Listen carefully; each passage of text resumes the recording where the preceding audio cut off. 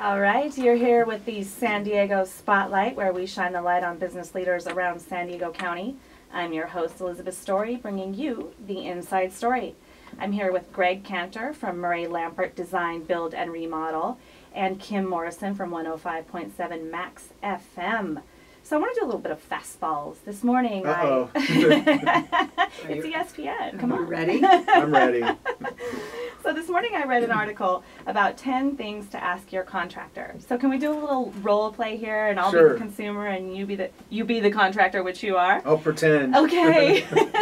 Put your contractor boots on. All right. So first question, what is your schedule? Schedule as far as a job schedule? Yes. Well, it depends on the scope of the job, but typically demolition is the first, thing that happens in construction. What time are you going to show up in the morning? 7:30 or 8 a.m. And what time do you leave? Somewhere by 5. Do you bring breakfast? A lot of times Donuts. the clients make breakfast. And who will be here every day, and who's going to be running the job? Well, we have 2 project managers, so it'd either be Joe or Steve. Okay, and so they're on the job most every day? Most every day, yes. All right. And how will you protect my property? Well, that's part of we have a pre-construction kickoff conference where we prepare our clients and we prepare ourselves too. And a lot of times clients have pets or small children, so we have to make sure that they're kept safe. So you come with a babysitter? No babysitter, but walker? we just make sure that we don't have trash piles that are where kids or dogs could play. Sometimes we set up safe rooms for the pets with posted "Do Not Enter," and we put locks on those doors. We make sure security is good with a lockbox, like a real estate lockbox. Mm-hmm. Sometimes we have to go in and put board and plastic down on the floors or mask off whole rooms just so that we can contain the dust.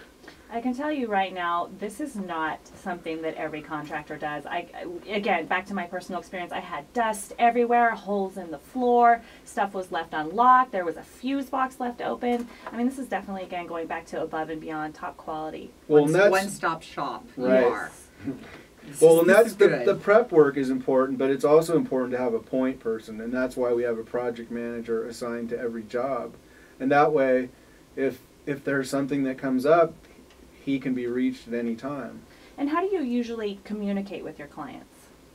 I wrote a whole blog post about communication because when I started out in the business, there was no cell phones, there was no fax machines. I'm dating myself big time, but I had a pager that was like a squawk box that had a 10-second message I listened to. Now we communicate through email, through text messages, through fax, phone calls, you name it. And that's the key. Is I think that's what sets our company apart, is that our communication, the clients always know what's going on. I'm not going to say it's a perfect world. Once in a while someone might get delayed or have to be rescheduled, but our clients know that that's happening. Yeah. And so what does happen if there is a change order, and let's say it's requested by the consumer, or let's say maybe you opened up a wall and there's water damage there. What happens in those types of situations? We get through it. If it's something that we had no way of knowing about, sometimes we'll either split the cost or we'll minimize the cost, but we get through it in a timely manner. Nobody likes changes. Nobody likes extra costs. We don't either. There's no perfect answer to that question. It doesn't happen very often where we find surprises like that, but when we do, we just, like I said, get through it the best we can. And communicate, right? Right. Okay. And we try to minimize it as best as we can. So do you have any projects around your house right now that are ongoing? Well, we just moved a couple years ago, so we haven't done anything, but eventually we do need to do stuff. Your own stuff. We moved from a big house to a smaller house, so. Add square feet. Because honest to God, I would want one of you in my family. Seriously, you got to cover the doctor. You got the doctor covered. You got to have a computer guy. You need an Apple genius, and you need you. Yes, that's right. Okay, now what about your clients who are going back and forth? They're having trouble making a decision. What do you do to keep a project on track when customers are having trouble making a decision?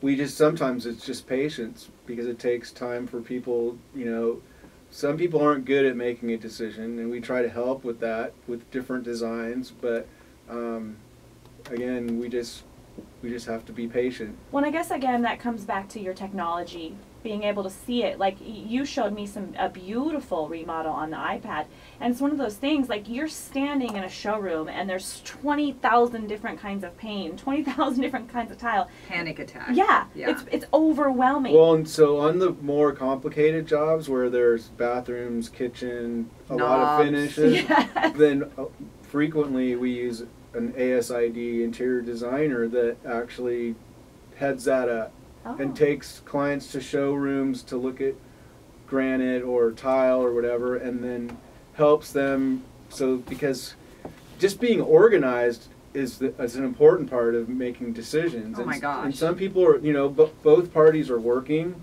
they have kids, they don't have a lot of time. So you got to be that guy. Well, or a designer, interior designer. Somebody from your group, yeah. And speaking of ASID, which I know a lot of people probably don't know what that is, that's the American Society of Interior Designers. And now you have a tour coming up in October, on October 25th from 9 to 5, where people can actually go and see your work. That's in Bankers Hill. There's, 7 houses on that tour? 6 or 7 houses, and it's open to the public to go tour these homes. The clients we worked for, their name are the Metcalfs. Okay. We did a major kitchen renovation. It's an old, and this is actually a historical house that has, it's a Mills Act house that has the medallion on the front of it, so it's a really cool house.